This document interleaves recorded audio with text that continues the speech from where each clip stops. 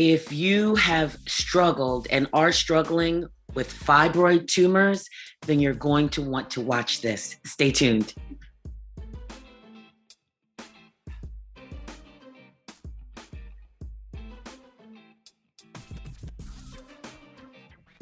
Welcome, everyone, to the Find Your Voice show.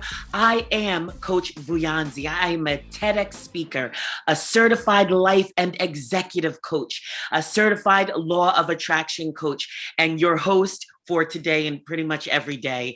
And this is where we help Black women leaders to find their voices from the inside out.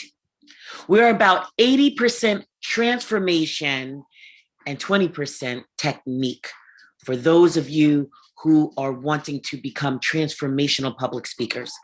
Why would we be talking about fibroid tumors when we're on the Find Your Voice show? A part of finding my voice was actually dealing with my fibroid tumors.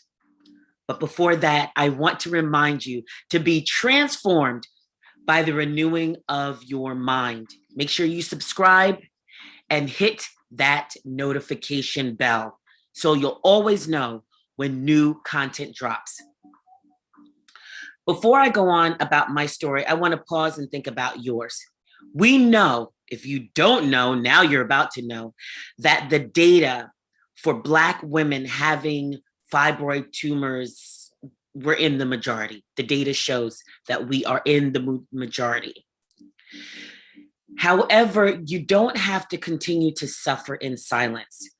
I remember for a long time, I pretty much thought that was my lot, that I had to have these crazy heavy periods.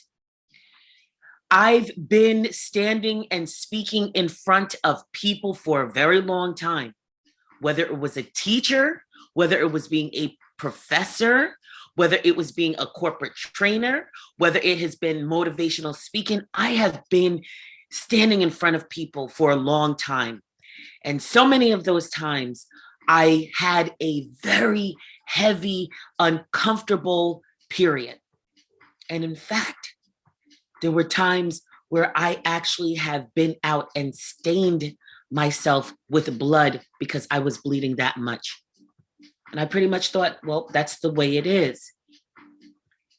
However, I made a big decision in my life, which was part of my relief, which was part of me leaning into more of who I was without feeling restrained or constrained by my period, which, by the way, was also coming every 3 weeks and lasting for 7 days.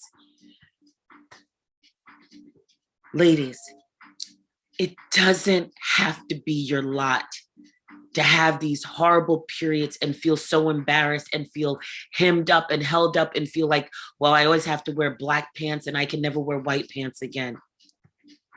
I want you to consider some of your options. Number one, you should always talk to your OBGYN. And if you're watching this and you haven't been to the gynecologist in a couple of years, maybe things got a little hung up because of COVID, now is the time. Please make it a point of going to your gynecologist. If you don't have insurance coverage, there are gynecologists available in certain clinics where you can pay a nominal fee. Please take care of your vaginal health. If you're thinking that sitting on one of those steamer things is good enough, no, this is about health from the inside out. When you find your health and when you take care of your health, that is a part of your transformation. That is a part of finding your voice. So make sure you go to the gynecologist, number one. Number two, stop suffering in silence. When you go there, don't feel like you can't talk to her. I say her because I've only been to women gynecologists. But don't feel like you can't talk to her. Tell her what's going on. If you're bleeding uncontrollably, Tell her. Tell her about your struggle and how you're feeling. A good gynecologist with good bedside manner should start to lay out your options. Nowadays, there are multiple non-invasive removals that you can get for your fibroids. Ask her to lay out your options for those non-invasive. Yes, they are surgeries, but they're not as like maybe some of our parents may have gotten like cut from one side to the other, getting their fibroids out. Doesn't have to be like that anymore. So please ask, be open, honest, and ask your gynecologist about that. Another way I know for some people is looking at your diet. And we all could look at that anyway. However, specifically looking at foods or drinks to avoid for your fibroids. You know, fibroids, and pardon me, but I don't know too much of the medical term, but I do know that they're feeding on blood and that's how they're growing. So something to consider is your diet. Research. Google is really a friend. Google really confirms, and that could lead you to some other places, possibly even going to a holistic doctor. They may be able to help. And finally, for the last option I'll share with you, really comes into my personal journey. I have dealt with my fibroids twice. The first time I got what is called a myomectomy. If there's a word that goes before or after myomectomy, I do not know what it is. But what it was them cutting me and removing the fibroids that way from my uterus. That was the worst ever for me. I'm sorry. I'm trying to find a nice way to say it. No, but I can't say it. The healing was painful. Like if you had to cough or sneeze, like you feel like your insides are coming out. They're like, oh, hold the pillow on your gut. Let me tell you, that shit did not work. I'm sorry. Yes, I did say that shit did not work. It hurt. I was on Percocet. I was hallucinating. My daughter had to wash me, like give me sponge baths. It was, for me, I made a choice. And why did I do it that way? I did it that way because I was actually thinking, you know, I might have more children. And the gynecologist, I'm not saying she was right in saying this, but she's like, I don't know why you kept it.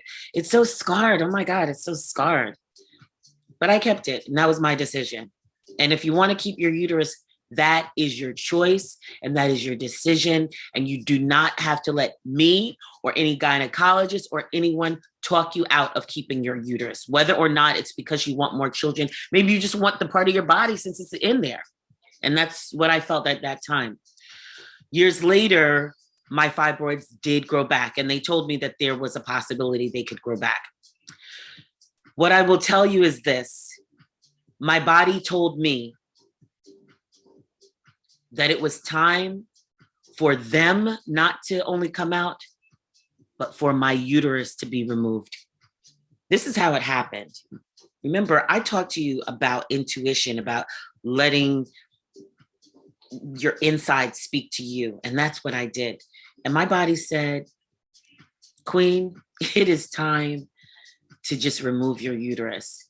I walked into my gynecologist's office one day for my exam, and I said, take my uterus out. And she's like, okay, 1 second. Let's just check and see what's going on. And when she did the ultrasound or the sonogram, whatever it's called, she said, oh, okay. She saw that the uterus had attached itself to the fibroid had attached itself to my uterus and was growing, and so was my uterus. I opted for a partial hysterectomy. And for me, that meant they were just removing my uterus and they left all my other lady parts. It was laparoscopic. So I don't know if laparoscopic means exactly the same thing in any case, but they blew my stomach up with air and put 5 small holes and cut the uterus and removed it through the holes that way. It actually is supposed to be a same-day surgery, but my hemoglobin was low, blah, blah, blah. That happens to me. The next day when I woke up, I tell you, I swear to you, I felt like a new woman. I felt like a transformation had taken place. I felt happy to my core. And when she walked in to check on me, because they kept me overnight, she looked at me, she said, wow, like you're just glowing. And I didn't say anything to her. She just walked in and looked at me. And she's like, you're glowing. Wow, you look amazing. Because that decision was aligned for me. And that for me was a part of my transformation. In no way am I saying that you should get a hysterectomy. But for me, it was right and it was aligned. Ladies, you no longer have to suffer in silence. Queen, take care of your health. Your health is a part of your transformation. It is a part of finding your voice. No longer should you have to suffer in silence. Share your fibroid story below in the comments section. Ask me anything else you want to ask me about my fibroid tumor journey. Is that a journey? I don't know. Ask me anything you want and I'll do my best to answer. I hope that you've gotten something from this. Subscribe already. And make sure you like, comment, and share this with another queen who is struggling with fibroids. Until the next time, mwah.